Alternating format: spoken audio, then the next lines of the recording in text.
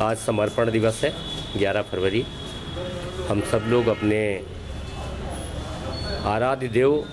कहें भारतीय जनता पार्टी में, हमारे अंत्योदय के प्रणेता एकात्म मानववाद को देने वाले पूरी दुनिया को पंडित दीनदयाल उपाध्याय जी की पुण्यतिथि मना रहे हैं, समर्पण दिवस मना रहे हैं। तो हम सब भारतीय जनता पार्टी के कार्यकर्ता, जो उनकी सादगी थी, जो उनकी मेधा शक्ति थी, जो उनकी चिंतन था समाज को लेकर के, पूरी भारत माता को लेकर के, पूरी दुनिया को लेकर के, उस चिंतन पे वो सारे विषय कार्यकर्ताओं के मध्य जाएं। कैसे भारत का निर्माण करना चाहते थे वो, कैसे वो एक भारत श्रेष्ठ भारत की रचना का उन्होंने देखा था, संकल्प लिया था। आज उनके लिए हुए संकल्प को आदरणीय यशस्वी प्रधानमंत्री महोदय जी के द्वारा विभिन्न योजनाओं के माध्यम से पूरे भारत की जितनी भारत सरकार के द्वारा योजनाएं चल रही हैं, गरीब कल्याण की योजनाएं चल रही हैं, उनको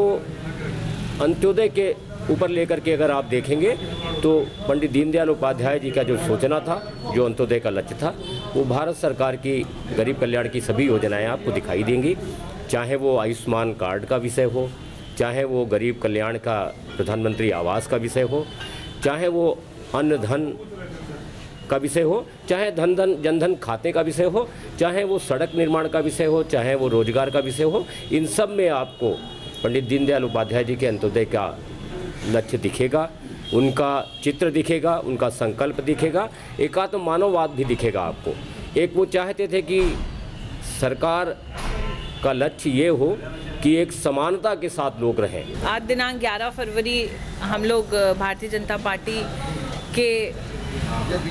जो सबसे कहते हैं कि हमारे अग्रज, जिनके दिए हुए पद चिन्हों पे आज भारतीय जनता पार्टी चल रही है, उनकी पुण्यतिथि के उपलक्ष्य में हम लोग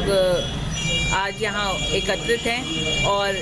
ऐसे हमारे बड़े, जिन्होंने हमें आज की दिशा और दशा सालों पहले निर्धारित करी, एकात्म मानववाद जैसा एक दर्शन दिया, हमें लगता है कि उन्हीं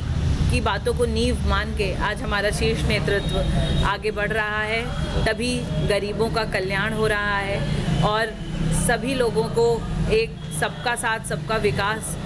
जो नारा है वो कहीं ना कहीं एकात्म मानववाद को दर्शाता है, जिसमें जो पंक्ति में अंतिम इंसान हो उसको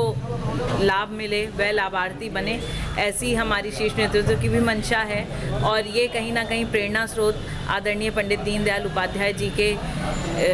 सोच की वजह से ही संभव है।